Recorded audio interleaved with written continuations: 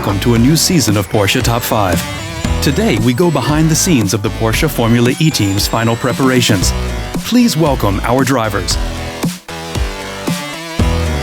Hi guys, welcome to Porsche's Top 5. I'm Neel Jani and my new teammate. Hey guys, I'm André Lotterer and I just joined Porsche for their new motorsport chapter, the Formula E Championship. And today we're going to show you some special highlights about the series. Yeah, so let's start with our top 5, the city racetracks.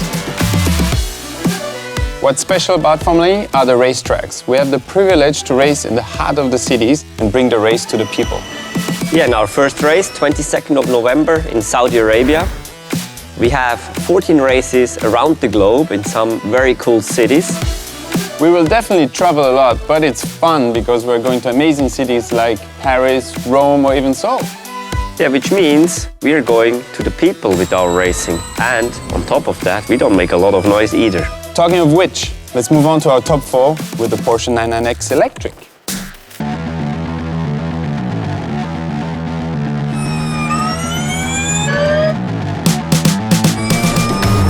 Let's start at the front of the car. You can see the nose ends here, driver sits back there.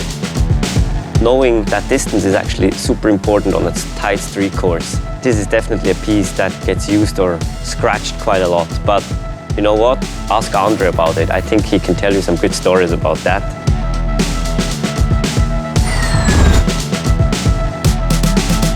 Then we move backwards. We have the halo. On here, we have LED lights where the spectator can see what kind of power mode we are using. So for example, in qualifying, you will see it flashing magenta, which means we have 250 kilowatts or 340 horsepower.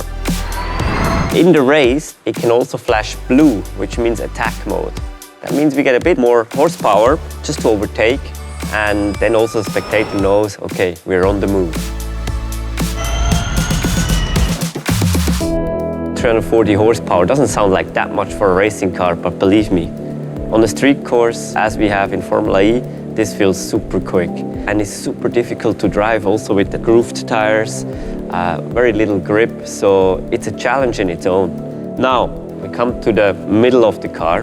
That's actually where the Porsche starts. The special thing in Formula E is that every team has the same car.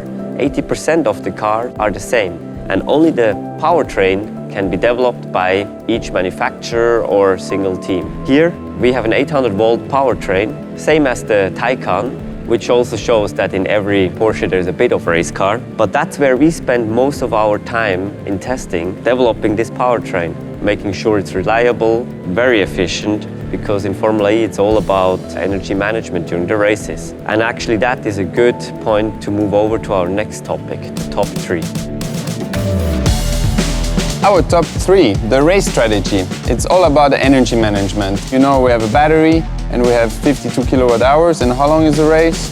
45 minutes plus 1 lap. So that means we have different strategies how we can use our energy during the race. For example, we can use more energy in the beginning of the race to overtake if we had a bad qualifying, use less energy at the end. But there's always an optimum of a strategy. So we have to define that by a lot of simulator hours. Exactly, so we can go on the laptop and as a rule of thumb, we have to save 20–30% of energy per lap compared to a flat-out lap. So it's a bit like trying to use your phone the whole day and we all know it doesn't work. So you have to manage this a little bit. This is where we have our engineers, they simulate this and they give us the optimum sail points and recoup energy points to figure out the best lap time.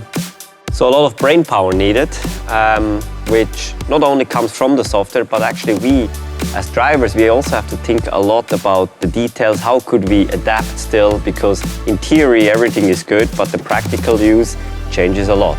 These are not the only features we have in Formula E. Let's move on to our top 2. So now we're coming to our top 2, attack mode. This is actually a special feature Formula E has invented for extra power during the race, so we can overtake hopefully easier. But here's the man who has already experienced it in reality.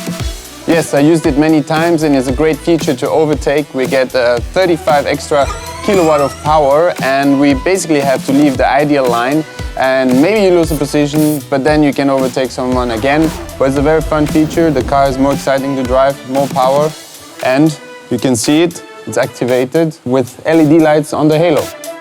And that actually is already introduction to our next topic, top 1, fan boost, because that's where you guys can give us more horsepower. Fan boost, it is where you guys, the fans, can vote for us so that we get extra horsepower to overtake. Yes, its activation means that the car will switch to a higher power mode with a button on the steering wheel that we can press, and during 5 seconds we have more power and then hopefully overtake someone and get into the lead to win.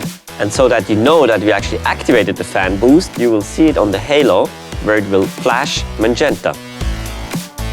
And another special feature about the fan boost is that we won't know up until 15 minutes into the race if we will get it or not.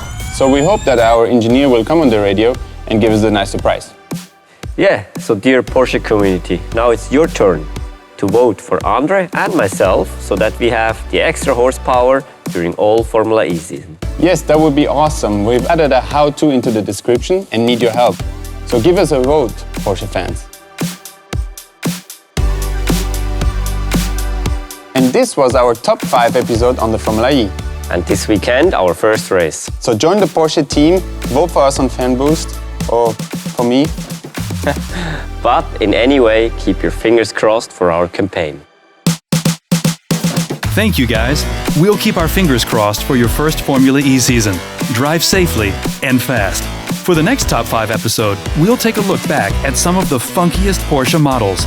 See you next week.